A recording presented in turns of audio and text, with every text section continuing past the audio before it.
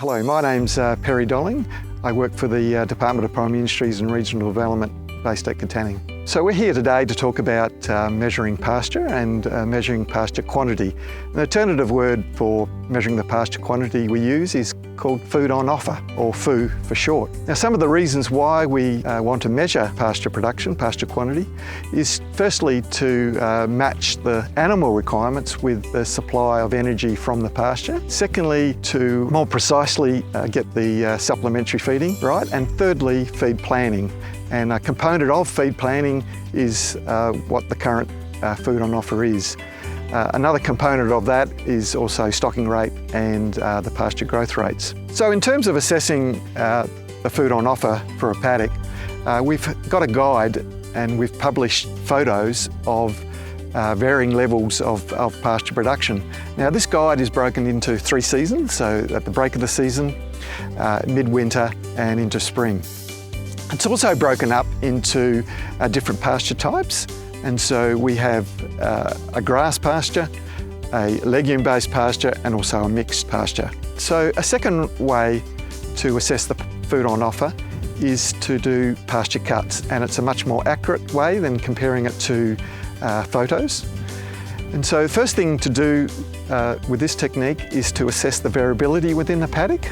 And what you're after is a range in food on offer levels. We're trying to aim to get around 3 spots, so one with a low food on offer and a high food on offer and one in the middle. Then we're going to do some pasture cuts on those areas.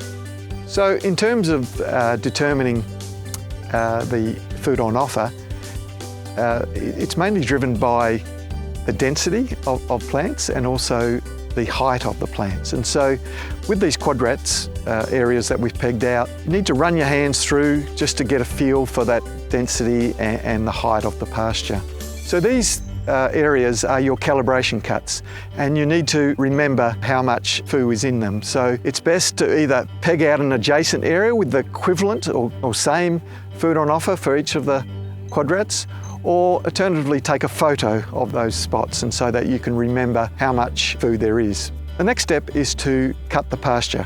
In terms of food on offer, it's about cutting it to ground level. So once you've cut, then the next step is to weigh the pasture.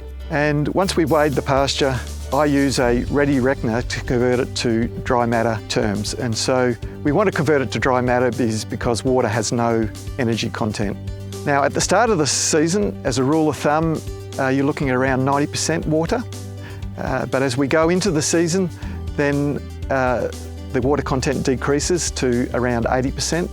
And then as you get into spring, you're looking at around 70% water.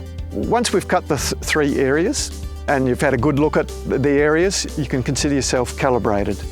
And so the next step is then to go across the paddock and in random spots estimate the food on offer. Now, if the paddock is particularly even, I aim for around 15 estimates of the food on offer.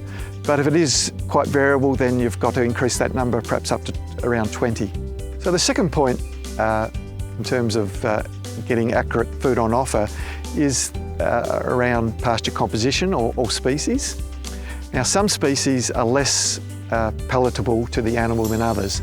At the start of the growing season, more or less all the species are the same, and so there's no differences. But as the season progresses, pasture species such as capeweed become less palatable to the animal, and so they will leave it. So again, when you're walking across the paddock, make an assessment of the composition so you can adjust those figures if there's a lot of capeweed, large capeweed in the paddock. The last point I wanted to make is that the calibration that you've done is very suitable for other paddocks, so long as the composition is the same. And also you can use that same calibration into the future as well.